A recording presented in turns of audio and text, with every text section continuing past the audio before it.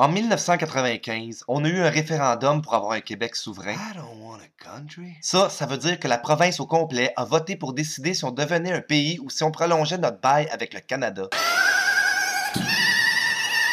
Dans ce temps-là, Jean Chrétien du Parti libéral était le premier ministre du Canada, ce qui est l'équivalent d'être gouverné par un retardé. C'est chiant pour les retardés. Puis Jacques Parizeau du Parti québécois était le premier ministre du Québec, ce qui est l'équivalent d'être gouverné par un 41 de Beefeater. Boire un petit coup, c'est agréable. Les deux camps avaient chacun un leader dont le visage avait été oublié par la beauté, disons qu'il ne donnait pas le goût de te masturber.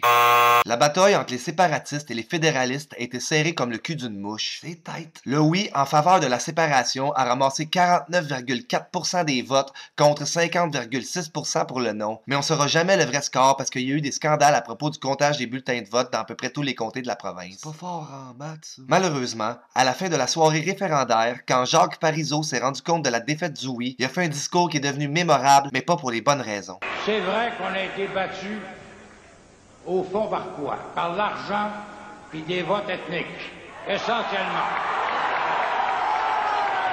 Un peu plus, puis le Ku Klux Klan recrutait Parizeau comme membre. T'exagères. En conclusion, quand aujourd'hui je vois un dictateur wannabe être élu majoritairement à Ottawa, je me dis que j'ai pas vraiment la même vision politique que des gens qui vivent à 3000 km de chez nous. T'habites où?